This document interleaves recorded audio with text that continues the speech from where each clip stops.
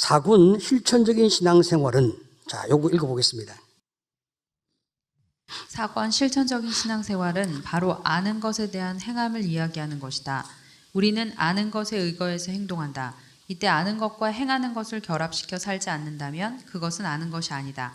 즉 아는 것과 행함 사이에는 직접적인 관계가 있다. 믿음을 행동으로 옮길 때 그것은 살아있는 믿음이 된다.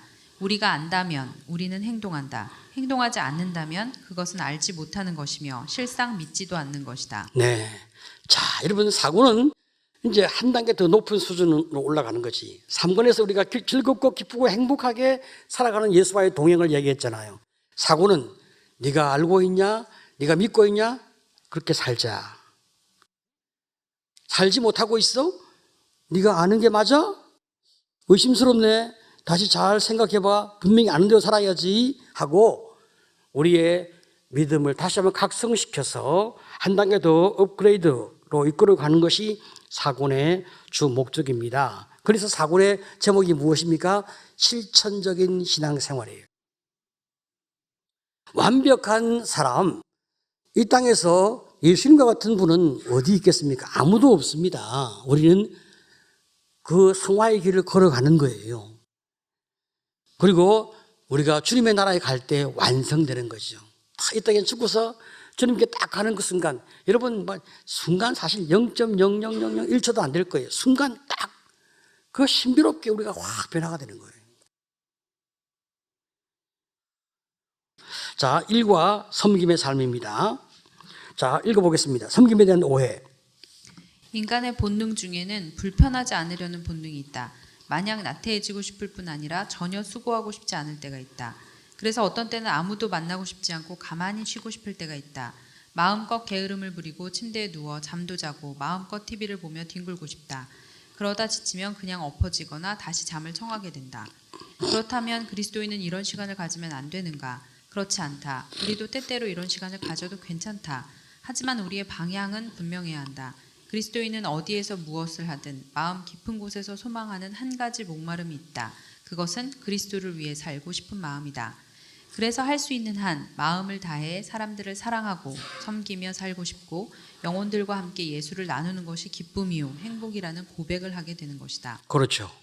자, 우리는 한 가지 삶의 목적이 있습니다. 그건 그리스도를 위해 살고 예수를 닮고 싶은 한 가지 목적으로 인생의 삶을 살아가는데 그 과정에서 우리가 쉴 수도 있고 또 자기만의 시간을 가질 수도 있고 약간 삶을 즐기고 인생을 엔조이할 수도 있고 괜찮아요. 자, 그런데 그 방향성을 놓치면 안 되는 거죠. 그 방향을 가지고 인생을 살아간단 말이죠. 자, 그 다음 단락. 믿음이 약한 성도들은 주님께 나를 온전히 드리면 하나님께서는 내가 원치도 않는데 아프리카 밀림 선교사로 떠나라고 하실지도 몰라. 또는 내 마음에 내키지도 않는데 헌신을 강요하실지도 몰라. 이런 생각들을 가지고 있을 때가 있다.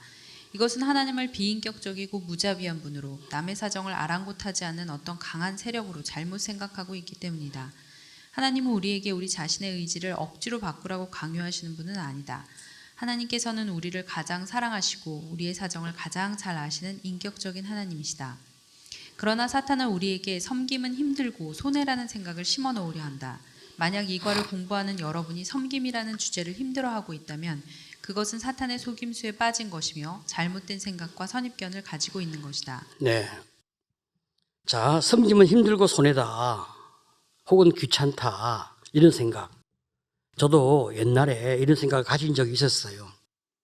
그러니까 제가 교회를 개척하고 초반부에 제가 공부해야 되고 또 열심히 또 영혼을 섬기고 그렇게 이제 하고 있을 때 다른 데서 저한테 설교를 좀 해달라. 강의를 좀 해달라. 그러면 일절 안 갔어요. 그런데 어느 날 주님이 저한테 그렇게 말씀하시는 거예요. 야, 하나님의 종은 내 종이 아니냐. 그렇죠, 주님. 내가 주님의 종이죠. 그러면 내가 가라면 네가 가서 내가 말씀을 전하면 말씀을 전하고 네가 강의하라면 강의도 하고 그래야지. 네가 뭐 이렇게 피곤해서 못 가겠다, 힘들어서 못 가겠다 그렇게 하면 되냐. 네가 순종을 해야지. 그래 곰곰 생각해 보니까 그렇지. 내 인생의 주인은 주님이신데 주님께서 오라 하시면 오고 가라 하시면 가야지. 내가 뭐 내 마음대로 피곤해서 못 가겠어요. 나 귀찮아요. 이거 안 가겠어요. 이렇게 할 수가 없구나. 그렇지만 그렇게 하면 안 되는구나. 그걸 깨달았어요. 내가 섬기는 것이 힘들다. 섬기는 게 손해다. 그건 정말 피곤한 거다. 이런 생각은 누가 주냐? 사탄이 줘요. 근데 우리가 주님 앞에서 순종하기로 결심했을 때 인생이 바뀌어지는 거예요. 제 인생이 정말로 행복하고 형통해진 가장 중요한 비결은 하나님이 이끄시는 대로 순종하며 살려고 굉장히 노력을 많이 했기 때문에 제 삶이 형통해진 거죠. 자, 그 다음에 이제 여러분 그 15페이지 조금 내려와서 권투나 농구, 배구, 축구 그 단락에 하나, 둘, 셋, 넷, 네 번째 줄에 어떤 대가를 지불하고서라도 읽어보겠습니다. 어떤 대가를 지불하더라도 이기고 최고가 되라는 것이 이 세상이 추구하는 생활 철학이다. 성경의 가르침과는 다른 정반대의 삶인데도 많은 성도들이 세상의 가치관에 따라 살고 있다. 세상의 가치관은 섬기지 말라고 우리를 부추긴다. 섬김은 구시대적인 것이지 현대적이지 않다는 가치체계가 우리를 지배한다. 현대사회는 위대함, 성공, 높은 지위를 가지라고 요구한다. 섬기는 자세는 과거의 성직자들에게나 어울리는 경건함이라고 우리를 속인다. 놀라운 사실은 세상적 가치관에 많은 그리스도인들이 동화되어 있다는 사실이다. 이제 진정한 섬김이 우리를 얼마나 가치 있게 만드는지, 진정한 섬김이 우리를 얼마나 기쁘고 살맛나게 만드는지 배우고 그렇게 살아보려는 목표를 가져보자. 네. 자, 그러니까 세상에서는 말이죠. 우리 보고 뭐라고 말합니까? 이기는 최고가 되라고 이야기하는 거예요. 너 자신을 위해서 네가 최고가 되라고 이야기해요. 근데 예수 믿는 사람은 뭐라고 이야기합니까? 네가 섬기기 위해 최고가 되라고 이야기하는 거예요. 네가 잘 섬겨야 되니까 실력이 있어야지. 네가 잘 섬겨야 되니까 네가 건강해야지. 네가 잘 섬겨야 되니까 네가 돈을 벌어야지. 네가 잘 섬겨야 되니까 똑똑해야지. 섬기기 위해서 우리는 돈 벌고 섬기기 위해서 우리는 실력을 키우는 거예요. 그게 우리가 예수 믿는 사람이 걸어가는 길이란 말이에요. 섬기니까 적당히 살아야 돼. 적당히 해도 돼. 천만에요. 그거는 섬기는 게 아니죠. 우리 예수님이 하나님이신데 이 땅에 오셨어. 그죠? 최고로 우리를 섬겼어요. 그분은 최고의 실력을 갖고 있는 전능하신 하나님이시니까 최고로 우리를 섬긴 거예요. 우리가 예수님을 묵상할 때마다 눈물 흘리고 감동하고 마음에 우리가 은혜 받고 무릎을 꿇는 이유가 뭡니까? 그분이 우리에게 주신 아낌없이 자신을 내어주신 그 최고의 섬김 때문에 그런 거죠. 그래서 우리는 노력을 하는 거예요. 애를 써야 되는 거예요. 인격도 왜 우리가 최고의 인격이 되려고 애쓰고 수고합니까? 그런 인격의 수준이 되지 못하면 가족과 성도와 세상에게 감동을 못 주는 거예요. 끝까지 잘해야 돼. 최선을 다해서 우리가 영혼을 섬기는 인격적 향기를 나타내야 그래야 감동이 있잖아요. 또 그래야 우리 자신도 행복해지는 거예요. 스스로 내 자신에게 내가 만족이 되고 내가 행복하려고 하면 내가 주의 말씀대로 내가 살아가야 내 안에 그런 행복이 일어나는 거예요. 자, 여러분 2번 문제, 세상적 가치관은 무엇이며 성경적 가치관은 무엇이라고 생각하는가? 당신의 삶은 어느 쪽에 있는지 점검해 보자. 그죠? 우리가 다 점검하면 되겠죠. 성경적 가치관은 하나님을 높이기 위해서 내가 최선을 다하고 섬기는 거예요. 그러면 나도 행복해지니까.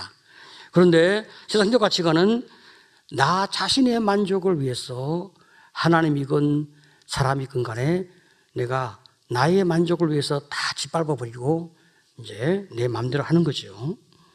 여러분 그 인생이 얼마나 비참하겠습니까? 여러분 이게 세상적 가치관에 잘 먹고 잘 사는 것, 여러분 오징어 게임이 정말 그렇게 허무할 수가 없어요. 그 돈을 얻기 위해서 그게 등장하는 465명인가 다 죽여야 돼, 다 죽여야 돼. 자, 여러분 그렇게 돈 벌어서 뭐 하겠습니까? 무슨 의미가 있겠어요? 뭐가 행복하겠습니까? 자, 성경에서 말하는 섬김의 의미와 축복. 자, 무릇 자기를 높이는 자는 낮아지고 자기를 낮추는 자는 높아지리라. 한번 읽어보겠습니다. 그 다음. 주님은 그리스도를 위해 자신을 희생한 성도에게 축복의 면류관을 예비하고 있으며 분명한 상급을 약속하고 계신다. 또한 섬기기 힘들어하는 우리의 연약함을 아시는 주님께서는 우리의 수고에 대하여 이 세상 그 무엇과도 비교할 수 없는 상으로 보답해 주시겠다고 말씀하고 있다.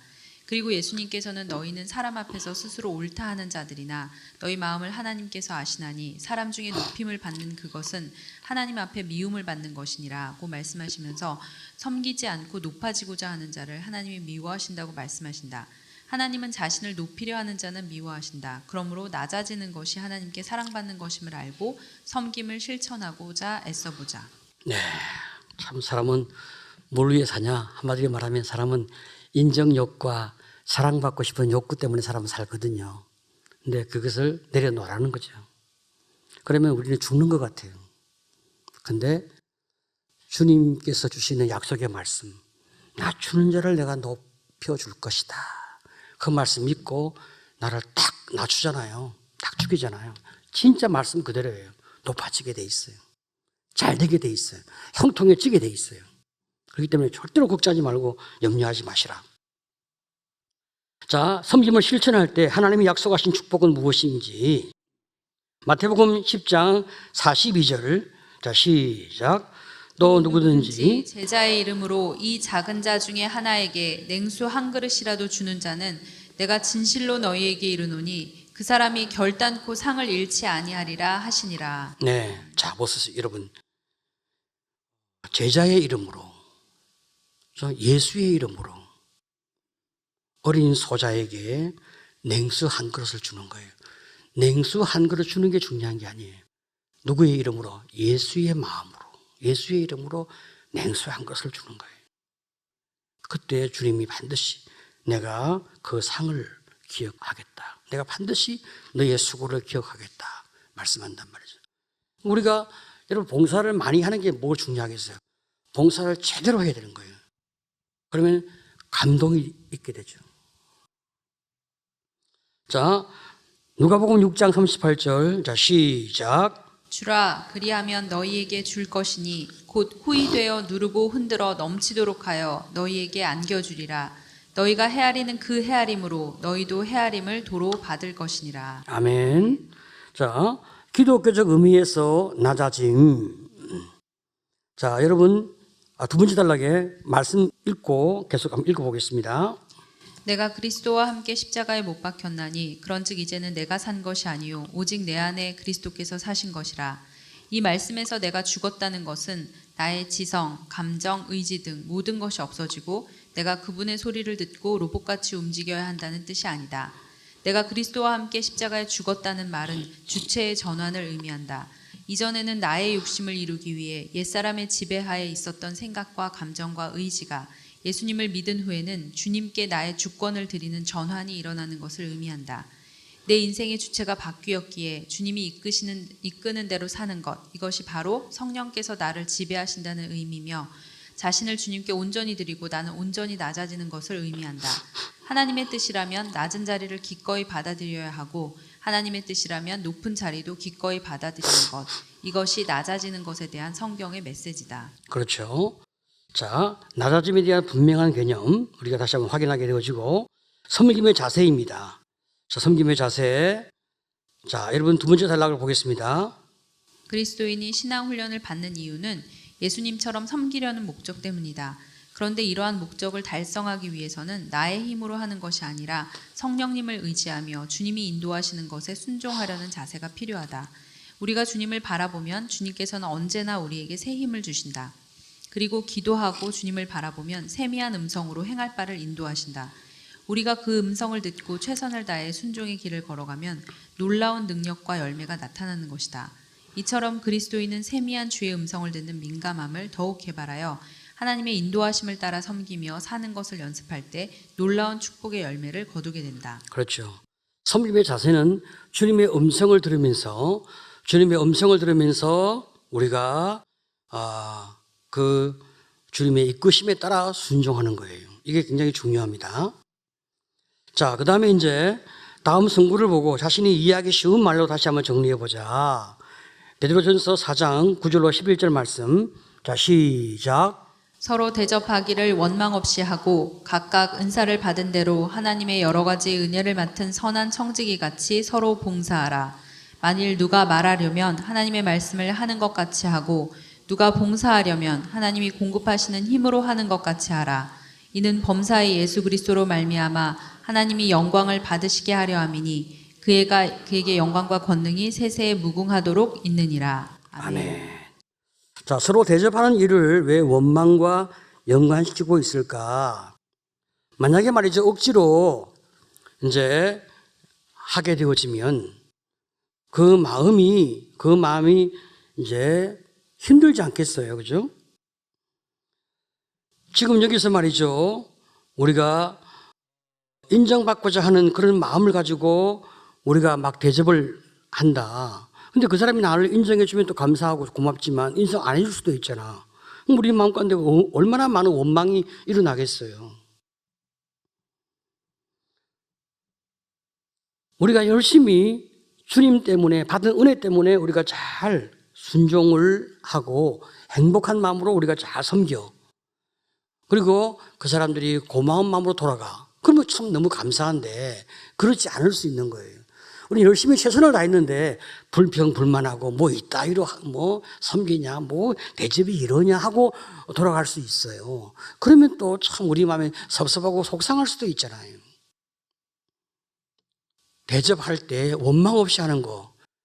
그 대접을 하는 사람도 그러하고 대접 받는 사람도 그러하고 원망 없이 감사함과 즐거움으로 참 대접하는 거 참 쉬운 일이 아닙니다.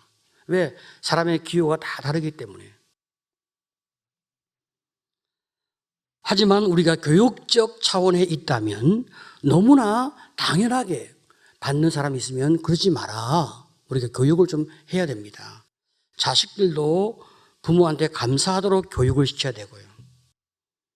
그리고 우리 목원들도 목자에게 감사하도록 교육을 해야 되고 우리가 서로 감사가 있도록 그렇게 우리가 교육할 필요는 있습니다. 자, 봉사하려면 무엇이 있어야 하는가? 또 은사를 받은 자의 자세는 어떠해야 하는가? 봉사하기 위해서 은사가 있어야 되겠죠, 그죠? 근데 은사와 상관이 없는 봉사가 있어요. 그건 이제 우리가 모든 사람을 사랑하려 하는 것, 모든 사람에게 우리가 복음을 전하려 하는 것, 이런 것은 은사와 상관이 없습니다. 은사와 상관이 없이 사랑하고 은사와 상관이 없이 복음을 전하는 전도는 우리가 해야 되는 거예요. 자, 그러면 은사 받은 자의 자세는 어떠해야 하는가? 은사를 받은 사람은 선한 청지기 같이 봉사해야 되겠죠, 그죠? 하나님이 상을 주신다 하는 마음을 가지고 우리가 열심히 봉사해야 되고 더 잘 봉사하도록 실력을 키우고 능력을 키우는 것이 더 중요하죠.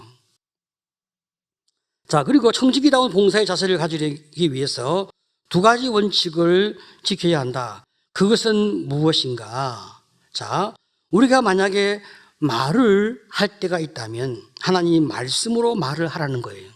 하나님 어떤 말씀? 사랑과 은혜와 용서의 말씀으로 말을 하라는 거죠. 그리고 우리가 봉사할 때 어떻게 해야 되는가? 하나님이 공급하시는 힘으로 하라는 거죠. 우리가 최선을 다해서 봉사하고 나면 여러분 보람은 있지만 몸이 힘들 수는 있잖아요. 그러면 그때 불평불만을 하면 안 되는 거예요. 불평불만을 하게 되어지면 우리 자녀들은 엄마가 혹은 아빠가 저 일을 싫어하나 보다 그렇게 생각합니다. 혹은 우리를 싫어하나 보다 그렇게 생각합니다. 오해가 일어나는 거예요. 기쁜 마음으로 부모가 섬겼고 기쁜 마음으로 목자가 섬겼고 기쁜 마음으로 교육자들이 섬겼어요. 그런데 뼈골 빠지게 섬겼으니까 몸은 힘들잖아요. 그러면 그냥 힘들지만 감사하다 이렇게 말하면 되는데 우리 교회는 일을 많이 시켜. 왜 이렇게 힘든지 몰라. 나만 하는 것 같아. 그렇게 말을 하게 되어지면 그게 진심이 아니거든요. 그냥 좀 내가 힘들었다는 것을 알아달라는 이야기예요. 그때 그걸 헤아리는 분들이 있으면 아 그래 참 고마워요 감사해요 수고하셨어요 이렇게 이제 말하게 되겠죠. 근데 이제 미숙한 분들은 그 중심을 헤아리지 못하니까 아 교회는 막 사람을 착취하나 보다. 저렇게 무지막지하게 사람을 시켜먹구나. 돈도 안 주고. 그래서 우리가 참 봉사를 부탁하는 것이 쉽지가 않습니다. 근데 어쨌든 간에 우리가 그런 우리의 표현이 참 중요하죠. 자, 섬김의 영역을 보겠습니다. 섬김의 영역. 읽어보겠습니다. 그리스도인은 교회 안에서만 섬기는 자가 아니라 세상에서도 섬기는 삶을 살아야 한다. 주님께 영광이 될 수 있는 일이라면 무엇이든지 기쁨으로 섬기고 봉사할 준비를 가지고 있어야 한다. 그러므로 섬김의 자리는 어느 영역에 국한할 수 없는 것이다. 주님께서 자신의 모든 것을 다해 섬겨주신 것처럼 우리들도 시간과 장소에 구애받음 없이 섬기려는 마음을 가져야 한다. 성경은 많이 알고 잘 가르치는 분이 섬김과 봉사의 자리에서는 대단히 느리고 소극적일 때가 있다. 말씀의 은혜가 섬김이나 봉사로 이어지지 아니하면 남에게 무거운 짐을 지우고 자기는 손가락도 움직이지 아니하는 위선자라는 주님의 책망을 들을 수 있다. 그러므로 우리들은 섬김이 필요한 곳이면 그곳이 어디든 자발적이면서도 기쁜 마음으로 섬겨야 할 것이다. 그것이 우리를 사랑하사 자신의 몸을 죽기까지 주신 예수님의 사랑에 대한 응답이다. 네, 섬김의 영역 내가 필요로 하는 곳이면 또 내가 감당할 수 있는 그런 어떤 자질을 갖고 있으면 우리는 가서 섬기는 거예요. 말씀을 가르치는 사람이니까 나는 말씀만 가르치고 봉사하거나 몸을 쓰는 일에는 난 함께하지 않겠다. 여러분 그것은 매우 교만한 거잖아요.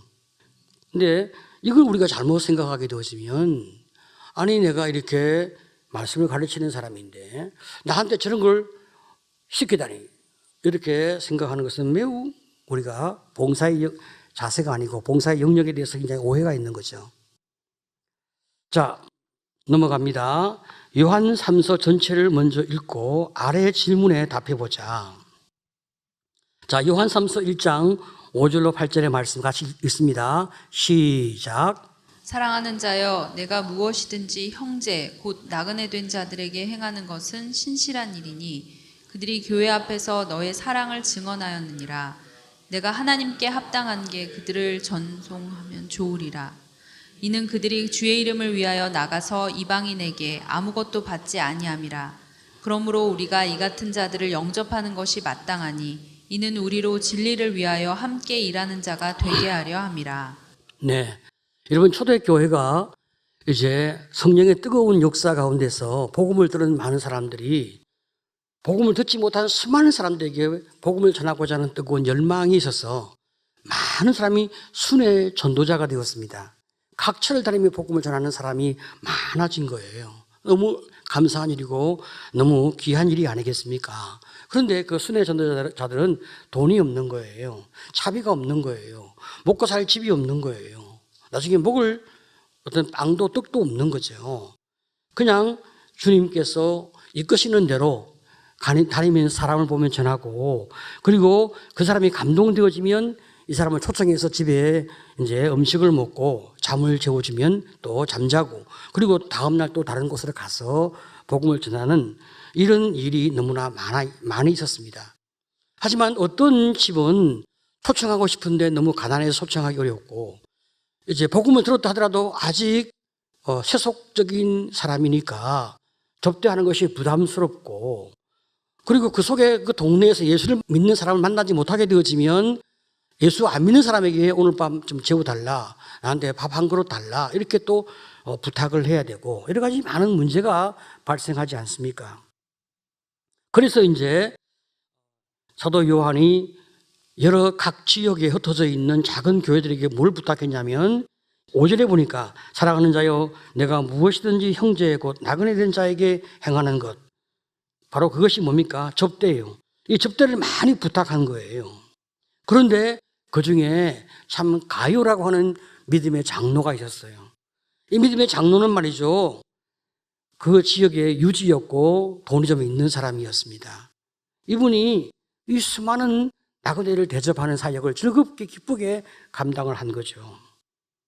그래서 사도 요한이 이 가이오에게 굉장히 많은 참 감사와 격려를 하고 있는 또 본문이 이제 소개가 되어지고 있습니다.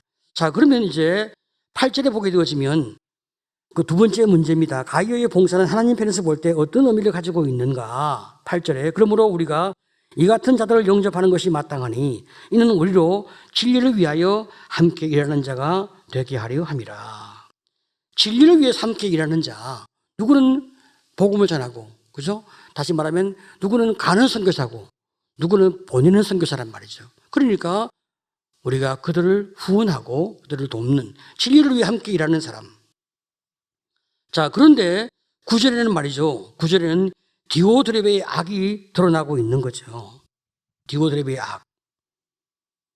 자, 이 9절에는 이제 그 교회에 디오드레베가 있었는데 이 디오드레베는 어떤 악을 행사했냐? 자기를 자꾸 나타내고 싶어 하는 거예요. 자기가 뭘 했으면 자꾸 자기를 나타내고 싶어 하는 거예요. 그래서 우리가 이런 악을 행하지 않도록. 여러분, 사람은 아까도 말씀드렸듯이 인정욕이나 사랑의 욕구가 많아서 남에게 뭘 했으면 내가 했다는 것을 말하고 지지를 받고 인정을 받고 확인을 받고 싶은 욕구가 있잖아요.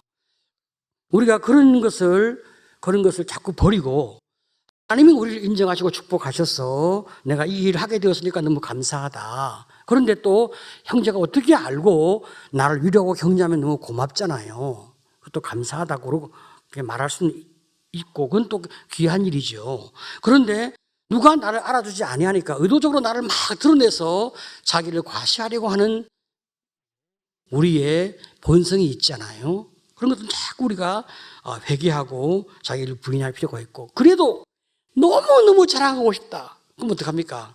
신뢰로운 사람 붙잡고 내 자랑 좀 들어달라고 이야기해야 됩니다.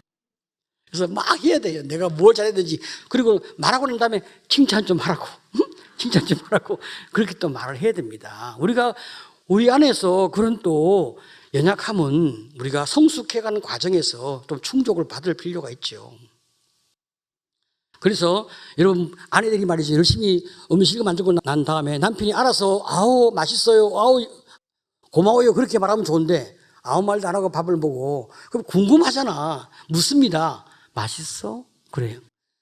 그러면 빨리 알아차리고 맛있다고 막 불같은 칭찬을 해야 되는데 그래도 모르고 칭찬을 안 하는. 근데 어떻게 사는지 몰라. 쫓겨날 가능성이 굉장히 많은데 여러분, 그렇게 하시면 안 됩니다. 생존이 위태로운 거야.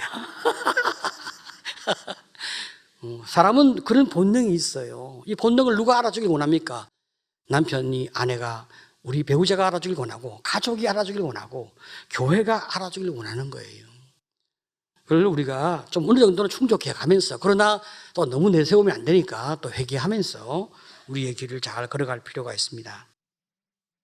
자, 그래서 이제 3번 제일 끝에는 말이죠. 현재 섬기고 있는 봉사는 무엇이며 자발적이며 기쁜 마음으로 섬기고 있는지, 혹시 자신을 드러내고 싶은 마음은 없는지 점검해보고 앞으로 결심을 적어보자. 그런 다음에 이제 오른쪽에 2번 문제, 당신은 어느 부분에서 새롭게 봉사를 결심했는가? 언제부터 시행할 것이며 앞으로 어떻게 봉사하겠는지 당신의 봉사를 점검해 줄 파트너를 지금 정하여 그의 동의를 구하고 정기적인 점검을 받아라. 기도하겠습니다.